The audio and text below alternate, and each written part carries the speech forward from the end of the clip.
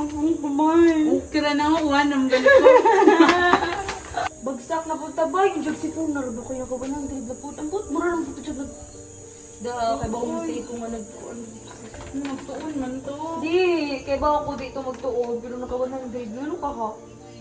Tara! Uy, Bantay ko si Jack.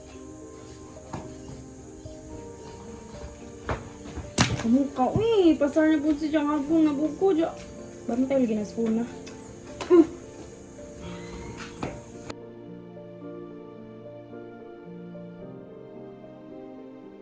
Diyan ako dipakpakan.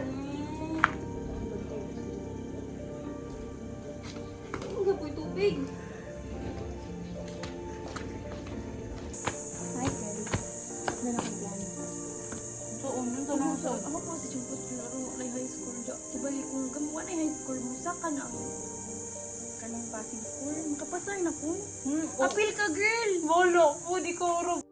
Di ko over, wala. Adyo, sige nga na, kibad, biya na. Sana ko baliw. Lagi Tilang po ni para na ho. Para man po ning kuan. Para po din naman kanan. Para po hagbong. Kuan na yung hagbong. Effective man po ganun.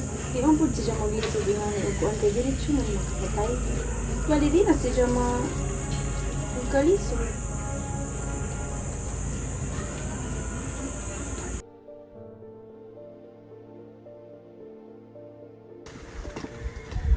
Panira ko CR.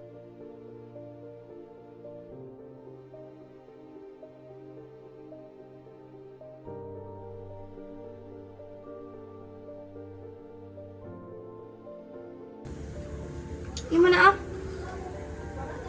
Ayaw ra. Imo na lagi na. Lamig na. Snap, sige pa. More. More. Lamig lagi na. As in mo man hay panginom pangindot og panit. Pa. Kutda na lamig magud na nindot na Hoy! panit. Ngano man natura ka ka. Manong nang lospod na wala spuna. Uy, awa man ni pang vitamins maning. Wah! But Hawa diha. Hilain na maglasa. Ba, uy, vitamins na lagi na. sure ka. Oh. Una-una ka na ni mo.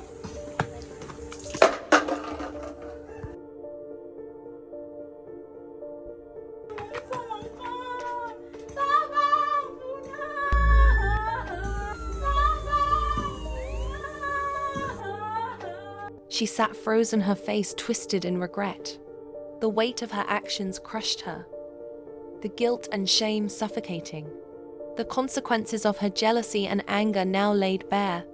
She was forced to face the irreversible damage she had caused. In this moment, she was lost, torn between the person she once was and the darkness that had consumed her.